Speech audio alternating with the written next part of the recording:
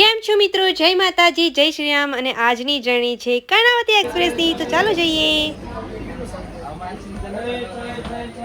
તો આ છે અમારા અમદાવાદનું સ્ટેશન જ્યાંથી આ ઉપડે છે. તો 4:50 થઈ ચૂકી છે. તો ફાઇનલી મને વિન્ડો સીટ મળી ચૂકી છે. જનરલમાં ફર્સ્ટ ટાઈમ એવું થયું કે મને વિન્ડો સીટ મળી ગઈ. બાકી તો ભીડ જ એટલી હોય કે શું કહેવું, બટ આજે ફાઇનલી વિન્ડો સીટ મળી ચૂકી છે અને હજુ પણ ખાલી છે. તો મજા આવશે આજની જર્ની કરવામાં. અને બસ હવે થોડા જ ટાઈમમાં ટ્રેન નીકળશે અને જોઈશું કેટલા જલ્દી સુરત પહોંચીએ છીએ. એક્ઝેક્ટ 5 વાગ્યા અને ટ્રેન પણ અમારી ચાલુ થઈ ગઈ.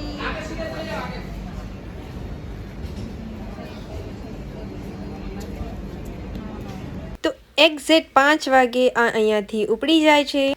અને જેવી ઉપડે છે ત્યારબાદ આ કાલુપુર સ્ટેશનનો અંત આવે છે અને હું પણ અમદાવાદને બાય બાય અમદાવાદ કહી દઉં છું એનલી એક દિવસ માટે, કારણ કે મારે ટ્રેનની જે જર્ની છે અને સુરત જવાનું છે એક જ દિવસમાં પાછું રિટર્ન આવવાનું છે.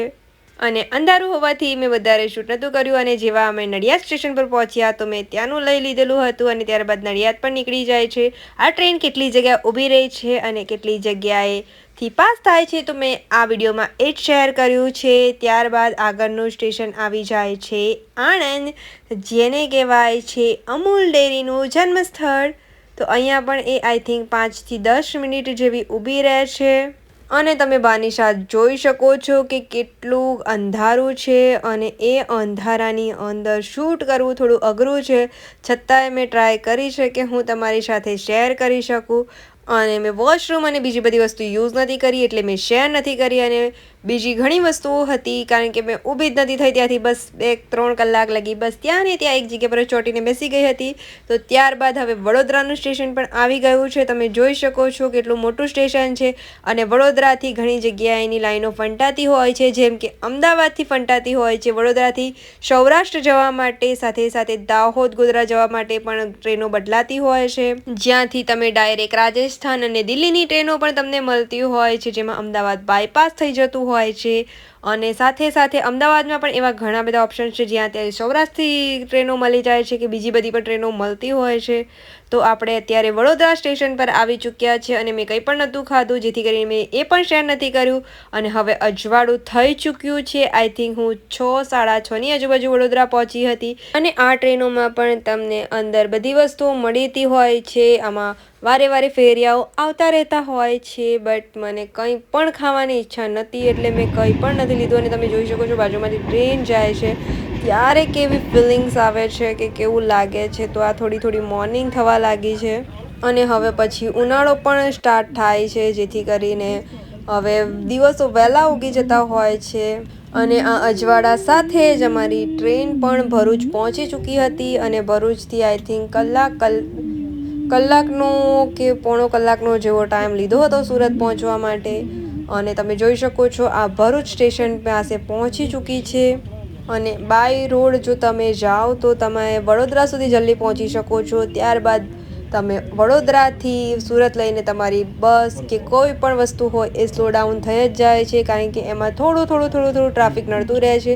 હવે નવા હાઈવેઝ બની ગયા છે તો તેમાં પણ તમને ઘણા બધા ઓપ્શન્સ મળી જશે, પણ એમાં ટાઈમ પણ લાગશે કારણ કે જે હાઈવે હવે નવા એક્સપ્રેસ બન્યા છે તે હજુ પ્રોપરલી સ્ટાર્ટ નથી થયા. અમુક ટકાનો જ સ્પેસ સ્ટાર્ટ થયો છે. અને જે પણ હાઈવે પર આપણે જઈશું તે પણ શેર કરીશું. તો આ મારી કર્ણાવતીની ફર્સ્ટ જર્ની હતી.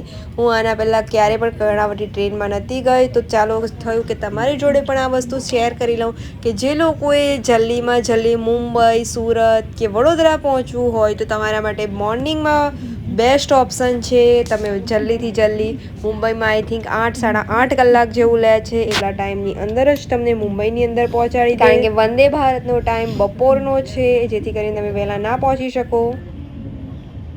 અંધારું હતું સો બતાવતી જ નથી અને હવે અજવાળું પૂરેપૂરું આવી ચૂક્યું છે, જેથી કરીને બેઠે બેઠે ક્યાં કરે તો પિકનિક કરે ઓર કુછ નહીં. તો જોઈ શકો છો ભરૂચ.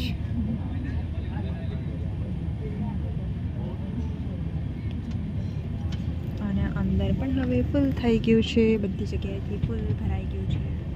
ખાલી હતી ટ્રેન, બટ આપણે બધા ફૂલ થઈ ગયું છે. Bye bye Bharuch.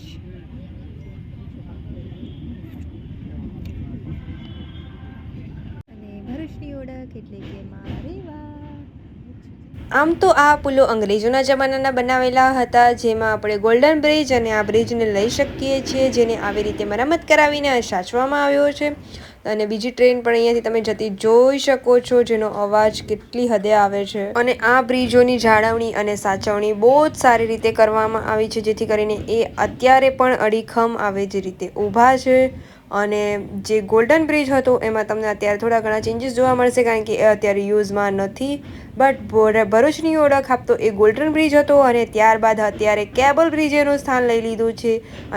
અને હું જે સાઈડ પર બેઠી હતી ત્યાંથી છે તો ભરૂચનો ઓપોઝિટ સાઈડનો વ્યૂ દેખાતો હતો, જેથી કરીને કોઈ પણ બ્રિજ કે પુલ હું તમને બતાવી નહીં શકી. અને જે શેર કરું છું તે કંઈક આ રીતનું છે, જે તમને જોવા મળે છે.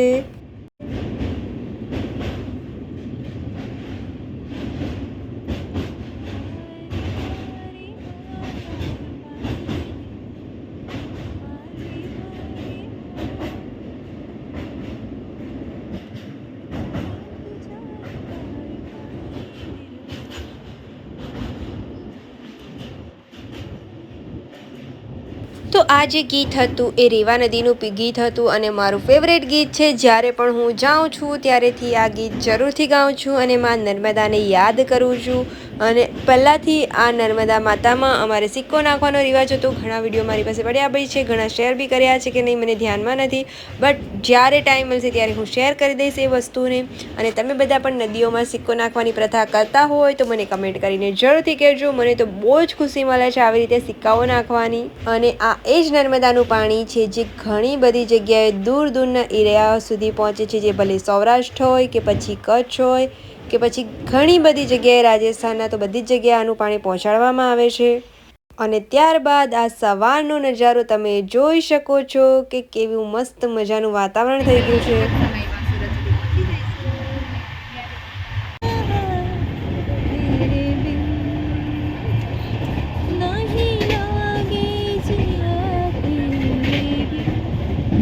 અરે કોઈના વગર જીવો નથી લાગતું, પણ બસ આ તો ગીત યાદ આવી ગયું એટલે ગાઈ લીધું. એટલે કમેન્ટો ના કરતા કે હું કોને યાદ કરું છું, અને યાદ કરવાવાળું અત્યારે કોઈ જ નથી. બસ સુરત પહોંચી ચૂકી છું.